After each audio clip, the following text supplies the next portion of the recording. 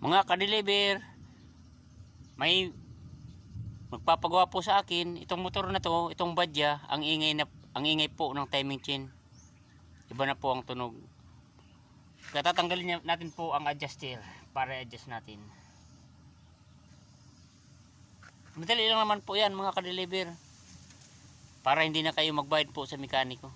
Basta po ingat lang po pag nagtanggal kayo ng nut, kailangan dito mo lang po sa malapit mo at kailangan hindi mawala. Ganun lang naman po mga ka-deliver.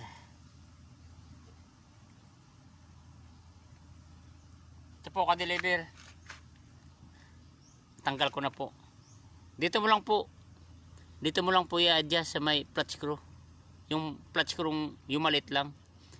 Ang pag-adjust po nito, pag pakanan, hahaba siya po. Haba. Ito haba po siya. Yun ang may adjust na yung timing chain.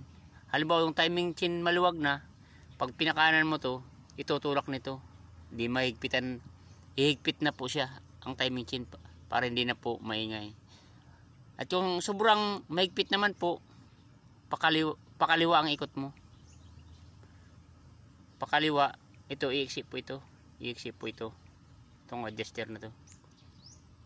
I-adjust po natin mga ka-deliver.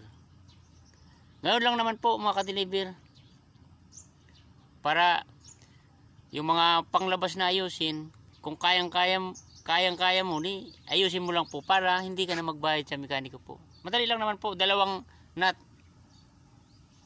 Nakalagay lang po yan. Ito lang naman po, dito yung nakalagay. Ito po. Ito po yung nakalagay mga ka-deliver.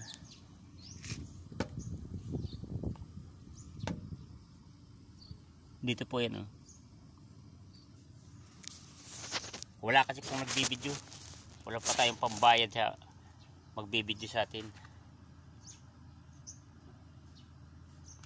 Basta ganun lang naman po mga ka-deliver ang pag-adjust ng timing chain.